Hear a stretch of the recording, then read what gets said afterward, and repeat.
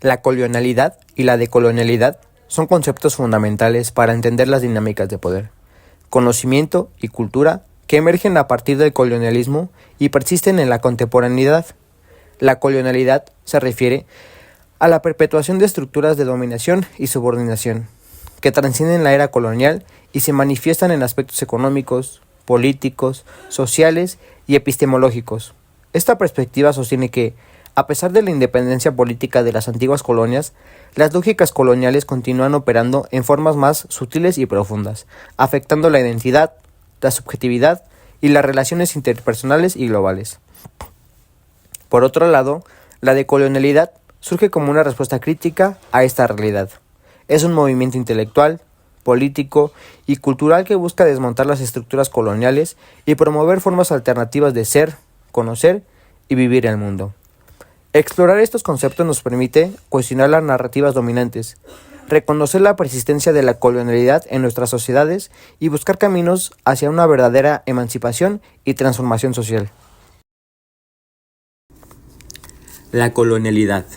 ¿Qué es colonización?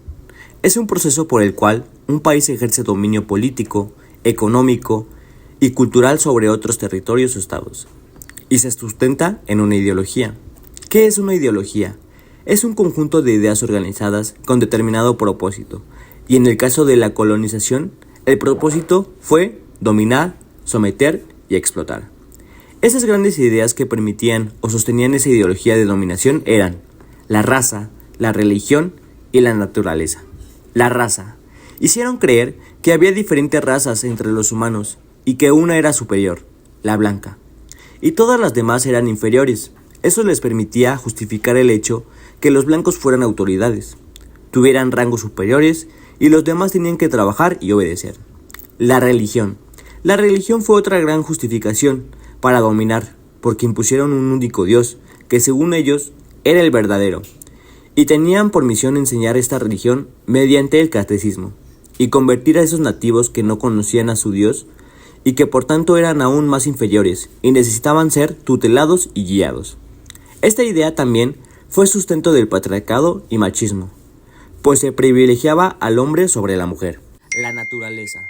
En su ideología, la naturaleza fue un recurso material al servicio de los seres humanos, es decir, la naturaleza como objeto del que se podía disponer a su voluntad.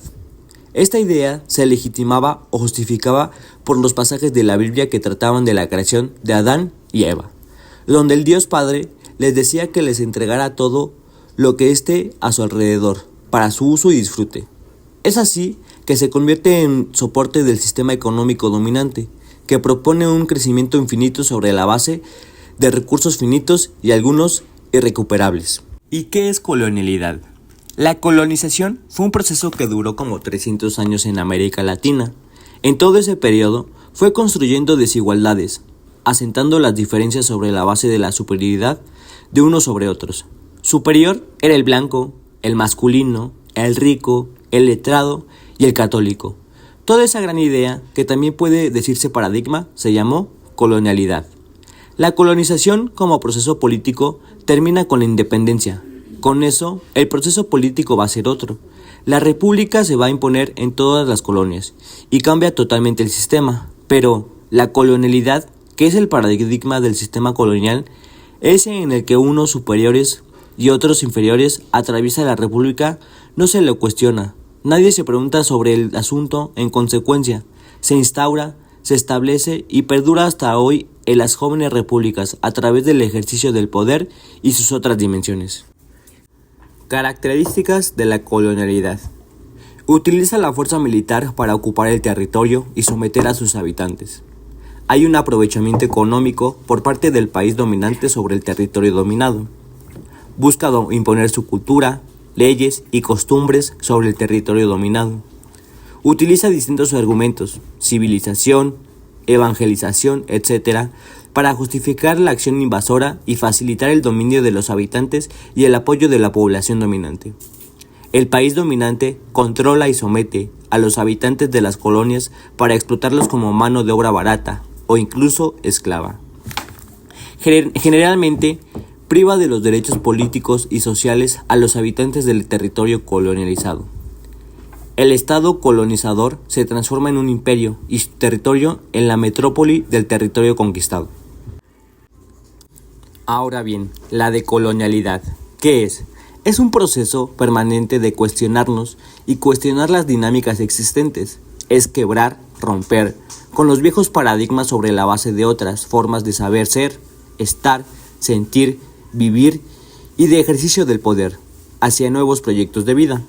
Ese nuevo proyecto de vida, de constante interpelación y compromiso ético-político, no necesariamente se orienta a lograr un desarrollo moderno. Pueden existir nuevas formas de afrontar los retos actuales sin caer en prácticas autodestructivas. Ahora bien, existen 3 dimensiones de la colonialidad. Una de ellas es la del poder, que es a través del sistema político, Estado, nación, sistema, mundo. Luego está la del ser, que es a través de la supremacía del sujeto, subjetividad marcada, codificada, cosificada por el aparato de producción. Y por último está la del saber, que es a través de las universidades y el sistema educativo, universidad de ciencia, hegemonía y universalización del conocimiento. Y por el contrario, también existen las dimensiones de la decolonización. La primera de ellas es la del ser, que implica reconocer que todos somos partícipes de un orden colonial, que impone una forma de ser y de vivir, que traza una división entre pueblos civilizados y pueblos salvajes, países desarrollados y subdesarrollados. Desde la conciencia de esta herencia, la decolonialidad, a través de la pedagogía decolonial y de los movimientos en resistencia, busca desprenderse del pensamiento que naturaliza el racismo, la discriminación y la exclusión. Luego viene la dimensión del poder, que implica cuestionar el orden del sistema colonial hegemónico, que viene desde tiempos muy antiguos hasta la fecha. En este sentido, se busca desprender del pensamiento y la acción que desde el poder se ha institucionalizado, como lo son el racismo, la discriminación, la exclusión, el centralismo, el patriarcado, la corrupción, entre otras. Luego está la dimensión del saber. Para la opción decolonial, lo fundamental es instaurar nuevas maneras de pensar, que incluyan lo que antes fue acallado. No una vuelta al pasado imposible. El hecho de no entender la lógica de otros conocimientos no significa que ese conocimiento sea inválido o que no exista. En la decolonialidad existe una dimensión más, la cual es la mental. Es un aprendizaje naturalizado de toda la información de las colonialidades, del ser, saber y poder, normalizada desde el momento en que nacemos. La decolonialidad comienza cuando se toma conciencia de ello. Se hace necesario construir nuevos vínculos con nuestro entorno, con la otredad en sus propias estructuras. Y pues bueno, esas son las dimensiones de la colonialidad y de la decolonialidad. No lo olvidemos, la decolonialidad es el paso previo para construir una sociedad intercultural. En el ámbito de la educación, la colonialidad se ve reflejada en las prácticas, la estructura y las epistemologías que se llevan a cabo dentro del sistema que actualmente guía la educación. También se pueden observar en las prácticas que realizamos a la hora de enseñar y de aprender. Cada escuela tiene prácticas específicas, pero si podemos tomar como referencia aspectos más generales, podríamos profundizar en la enseñanza del lenguaje, debido a que ésta se enfoca principalmente en enseñar idiomas como el español y el inglés, es decir, que no toman en cuenta las lenguas indígenas ni su cultura, lo que crea la idea en los alumnos de que sus prácticas son inferiores a las de las culturas occidentales. Otro ejemplo importante también es que se suele fomentar las costumbres, los valores o las normas que pertenecen a la cultura colonial.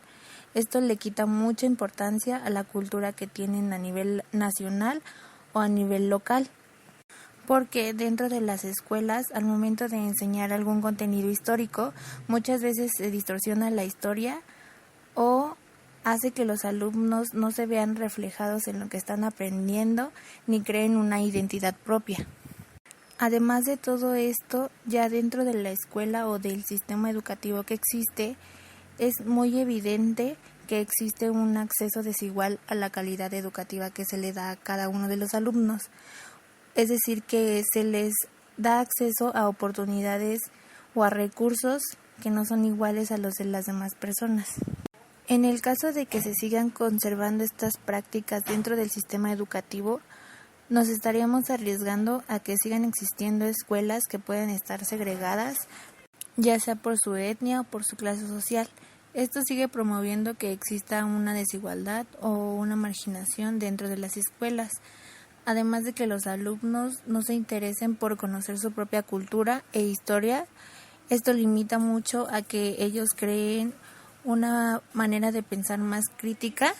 Para reducir las prácticas que se inclinan a un sistema colonial, se pueden implementar estrategias como fomentar la diversidad de autores o teorías que reflejen la cultura local y nuestros orígenes, ya sea con recursos como materiales o investigaciones, en donde cada uno de los alumnos comparta su participación de una manera más crítica. También se pueden implementar programas que valoren y enseñan las lenguas maternas. Estas actividades se pueden realizar mediante eventos donde celebren la diversidad cultural.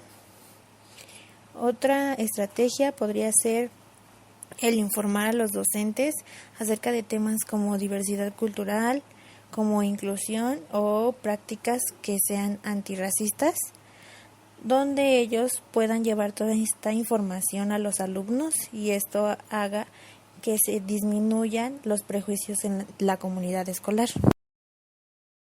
El plan de estudios que actualmente toman como referencia las escuelas es la nueva escuela mexicana. Este plan busca mejorar el sistema educativo para que sea un sistema más inclusivo y equitativo. Dentro de este también existe un enfoque decolonial, en donde implicaría reconocer y abordar el colonialismo en educación y asimismo trabajar en esto para que se cree un sistema donde se valore y se respete la diversidad cultural que existe en México. Como este plan de estudios involucra más a las comunidades, también se creó una forma de involucrarlas de manera que participen en las tomas de decisiones que estén relacionadas con la educación y también participen en el desarrollo curricular y en las políticas educativas que se van estableciendo. Para implementar estas prácticas, el plan de estudios creó algunas estrategias, como por ejemplo que existan programas que permitan a los estudiantes aprender en comunidades donde se puedan integrar los conocimientos que existen alrededor de su localidad y las tradiciones que también ellos realizan. También podría ser el desarrollo de particularidades culturales, históricas y también sociales que existen en las diferentes regiones de México, en lugar de que solo exista un enfoque más centralizado. También otra actividad es que se realicen inclusiones y celebraciones de festividades y eventos culturales de las diversas comunidades. También estas puedan implementarse en las escuelas para así promover y valorar todas las culturas. Al momento de querer ya implementar todas estas actividades, ya sea a nivel comunidad o a nivel escolar, se deben de tener algunas consideraciones, por ejemplo, que puede existir una resistencia tanto de maestros, alumnos o toda la comunidad, debido a que ellos ya cuentan con prácticas que comúnmente hacen o también pueden tener algún prejuicio sobre lo que se está llevando a cabo actualmente. Para tener una implementación de estas actividades más efectivas que tenga que ver con el enfoque decolonial, se requiere de recursos como por ejemplo capacitar a los docentes, también desarrollar materiales educativos donde se les brinde información de lo que se está realizando y que se adapte más la infraestructura. También es muy importante que se relacione con la política pública, ya que este nos va a respaldar y también nos va a ayudar a promover la decolonización y también nos va a brindar apoyo y hace que nuestras actividades puedan ser más efectivas. Cuando ya hayamos realizado todas estas actividades, va a ser muy evidente que vamos a contar con beneficios, como por ejemplo en los estudiantes que sean de comunidades indígenas, así como que sean afrodescendientes o de alguna otra minoría, pueden ver sus culturas y conocimientos más reconocidos y valorados, lo que va a fortalecer mucho su sentido de identidad. También podemos fomentar una educación que integra y celebra las diversas culturas, donde los estudiantes aprecien y respeten tanto sus propias identidades como las que tienen los demás. Ahora hablaremos de la definición de inclusión y exclusión. Para comenzar, ¿qué es la inclusión? Hablamos de inclusión como el proceso que asegura el acceso, permanencia y éxito en los aprendizajes de todos los niños. Esto quiere decir que se promueven entornos donde cada persona es valorada y respetada, aceptando sus diferencias, permitiéndoles saber que son bienvenidos y que forman una parte integral de la comunidad. En el contexto educativo, la inclusión asegura que todos los estudiantes, independientemente de su origen, género, capacidades, orientación sexual o cualquier otra condición, tengan una educación de calidad y puedan participar activamente en el proceso de aprendizaje. Está ligado el artículo 3, y el artículo 3 nos menciona que todo individuo tiene derecho a recibir una educación. Esta tiende a ser laica y gratuita. En la inclusión existen diferentes principios. Uno de ellos es la equidad. En la equidad es que todos tengan las mismas oportunidades. En la diversidad es valorar y respetar las diferencias individuales. En el acceso es adoptar el entorno escolar a las metodologías para los estudiantes. Y en la participación es promover una participación activa. Pero también se toma un punto muy importante que nos habla de la educación inclusiva. La educación inclusiva quiere decir que se refiere a incorporar y adoptar lo necesario en el sistema educativo para responder con las necesidades de acuerdo a cada uno de los niños, con el objetivo de emprender acciones para identificar, prevenir y reducir las barreras que limitan el acceso del aprendizaje. De acuerdo con la UNESCO, la educación inclusiva puede ser concebida como un proceso que permite abordar y responder a la diversidad de las necesidades de los estudiantes a través de una mayor participación en el aprendizaje, las actividades culturales y comunitarias y reducir la exclusión dentro y fuera del sistema educativo. Lo anterior implica cambios y modificaciones de los contenidos, enfoques, estructuras y estrategias basados en una visión común que abarca que todos los niños en edad escolar y con visión sean responsabilidad del sistema educativo. El objetivo de la inclusión es brindar respuestas apropiadas al amplio espectro de necesidades del aprendizaje en tanto entornos formales como no formales. Y bueno, ¿qué busca la educación inclusiva? La educación inclusiva busca una mejora, y por eso las decisiones que se toman en la escuela tienen que estar ligadas a un diagnóstico integral, ya sea a una evaluación individual de los aprendizajes sobre las acciones que se buscan atender sobre el estudiante. Para cambiar culturas excluyentes es importante la práctica del docente. Aquí el docente tiene que promover una convivencia que elimine los estereotipos, los prejuicios o cualquier otra práctica discriminatoria. Ahora bien, hablamos de la exclusión.